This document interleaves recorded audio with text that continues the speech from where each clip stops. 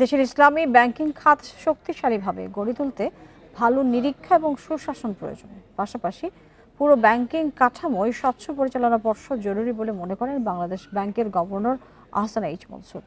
রোববার রাজধানীর একটি হোটেলে আয়োজিত ইসলামিক ফিন্যান্স সামিট অনুষ্ঠানে তিনি আরো বলেন, দুর্বল 5 ব্যাংকের সংস্কারের জন্য একীভূত করা ছাড়া বিকল্প ছিল না। গেল আওয়ামী লীগ আমলে এস আলম গ্রুপ রাষ্ট্রীয় মদদে দখল করে নেয় ইসলামী ব্যাংকসহ 7টি ব্যাংক।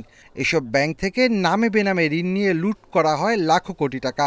ফলে সামগ্রিকভাবে তারল্য সংকটে ব্যাংকগুলোতে তৈরি হয় অস্থিরতা।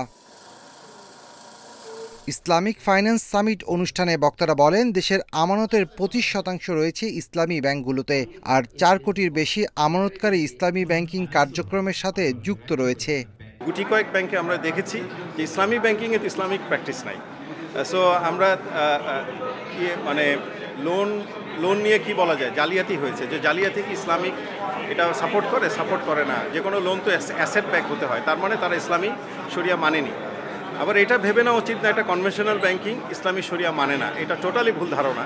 এ সময় বাংলাদেশ ব্যাংকের গভর্নর বলেন, বৈচিত্র্যময় ও শক্তিশালী হওয়া সত্ত্বেও লুটেরা গোষ্ঠীর হাত থেকে রক্ষা পায়নি ইসলামী ব্যাংক। ব্যাংকটি থেকে একটি পরিবার 50,000 কোটি টাকা নিয়ে গেছে বলেও জানান তিনি। আমরা ইসলামী ব্যাংকগুলোতে শক্তিশালী পর্ষদ দেখতে চাই। এছাড়া সব ধরনের ব্যাংকে স্বচ্ছতা, জবাবদিহিতা নিশ্চিত করতে হবে, যাতে করে ব্যাংকিং খাতে সুশাসন ফিরে আসে। আশা করি সম্মিলিত ইসলামী ব্যাংক একটি শক্তিশালী ব্যাংকে রূপান্তরিত হবে।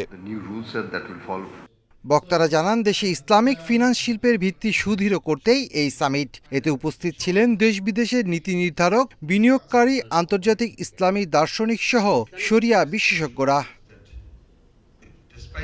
Shafil Alam Sujan, independent news, Dhaka.